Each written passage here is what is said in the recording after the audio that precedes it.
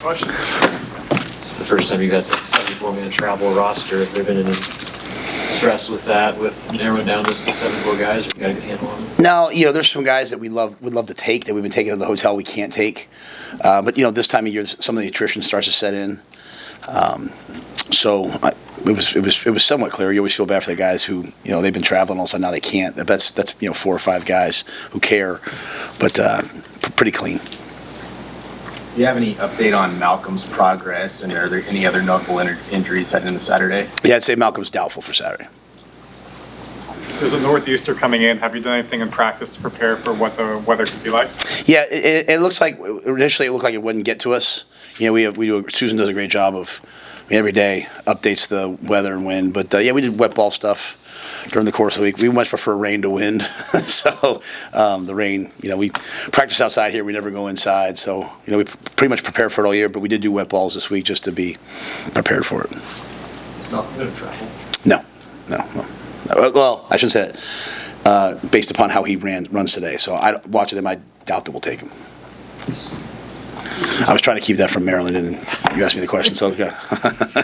No, I'm just teasing. It's just no. We take we take like a lot of guys. We believe in like game day. Like, hey, see what they can do game day. We ran them today. I'll go talk to him here in a minute. But I'm highly doubtful that he would go. It's not in his best interest. We talked to Carter Nelson after the game on Saturday. What's the value in just a special teams role for guys like him and younger guys on your roster that are kind of trying to find their place on the roster? Yeah, special teams does 2 things. It develops guys with game reps, and as they start making plays with that, the game doesn't become quite as big, and so then their roles and your comfort with them and their roles goes up in other areas. And then number 2, with the way that we're playing special teams and the things that we're trying to do, and taking some chances and trying to be explosive, guys are not just playing special teams; they're causing you to win. If you're out there on punt return right now, hey, go block a punt and change the game. If you're on a field goal, hey, go block a field goal and change the game. And so it's not like, hey, I'm going to go play special teams because coach wants me to play special teams. It's I'm going to go affect winning, and that's a cool mindset to have. When you guys go on the road as a coach, what do you learn about your team just in terms of how it performs and responds in a true road environment? Yeah, Andy Reid says all great teams do 3 things. They eliminate distractions, they create their own energy, they fear nothing and attack everything. And I think the first 2 are very, very applicable when you're on the road. We won't have what I think is the best student section in the world. We won't have them there an hour and a half before the game cheering for us. We won't have our own locker rooms, our own thing. So you're in a new place. It's just us.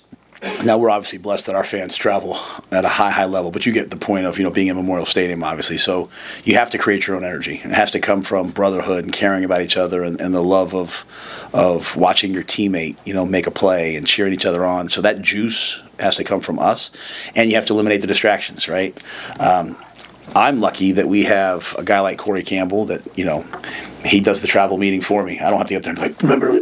I'm lucky that we have a guy like Mitch Cholowinski, sports science, who just, they eliminate all those distractions. What Kristen does, taking our own chefs on the road and all that, like cooking for our guys, eliminates that distraction. And then, Susan, Thomas Bowling, they work so hard on the travel, and hey, we think it's going to take this long to get here. So eliminating those distractions, because we don't want to make excuses, and we don't want to let others make them for us. And so, I think you do that, then all of a sudden you turn going on the road, which it's a little bit harder.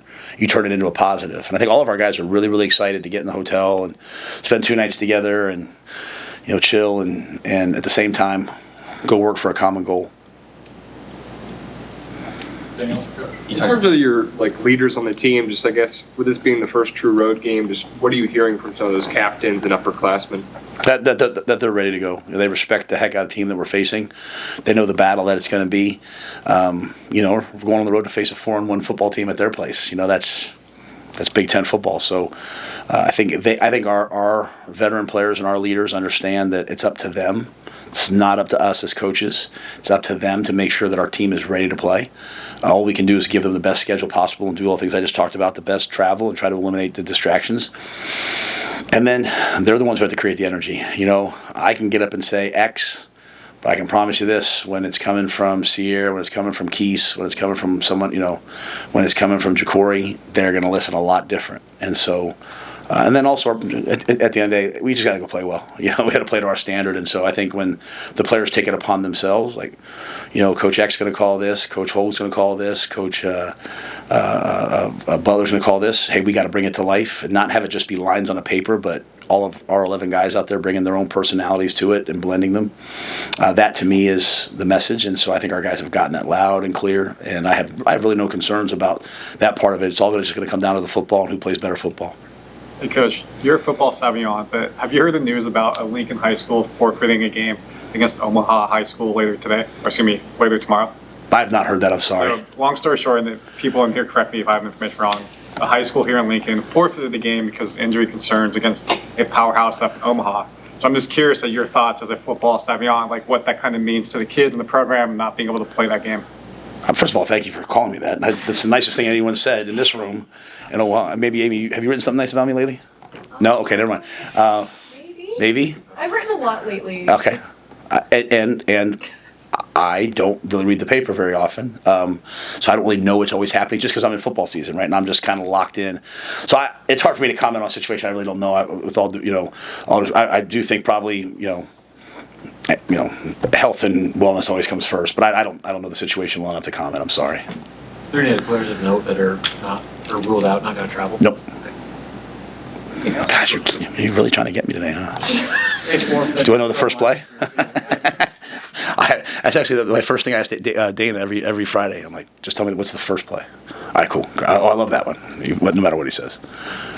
Kind of random, but Troy shared on social media that you paid a visit to the marching band as well. I guess what inspired you to do that? Did you have a message for them? Oh, it was Troy set the whole thing up, and I just think on behalf of Troy, one thing I love about Troy Dannon is he's a visionary, but he also he cares about everything, right? There's a lot of football ADs out there, right? And he's an AD for everybody who also takes unbelievable care of us. And I love the fact that we're great at all these different things. And we have an amazing marching band. And, going back to the summer, we had them out of practice and we had them play, and just the camaraderie of that was awesome. There's a young lady in the marching band, Allison, she lives out in Waverly. She's basically become part of our family now. She takes care of our dogs when we're not able to. And so you see how hard they work. You see their schedule. It's 8 or 9 o'clock at night, maybe Wish and I go out for a walk, and you can hear them practicing. They were practicing this morning, we were waiting to talk to them, and it was cold out, man. I was out there kind of with my hands in my pocket because they worked their tails off, right? And it's not just the music, obviously. Today, they have iPads out there. Here's the music. Here's where you line up. Here's where you're marching to. There's so much to it, and I think it gives us an unbelievable home advantage. There's nothing in the world like coming out of the gates at Memorial Stadium and seeing the cheerleaders lined up and seeing the students lined up and seeing the band and get ready to do their thing. And so I think it's they just add so much that in some small way, again, it was Troy's idea, but we wanted just to say thank you. And we have 3 more opportunities this year to play in front of our student section, which I love, our fans, which we love, and our band and our cheer squads and all that. So just a simple way to say thank you. And what better way to say thank you to college students than get them something to eat? So it was fun this morning. It was fun. It was a great way to start the day, to just be grateful. And unfortunately they're not with us. The travel in this conference, it's hard to take those people with us, but they're with us always because they're part of Husker Nation. All right, see you guys.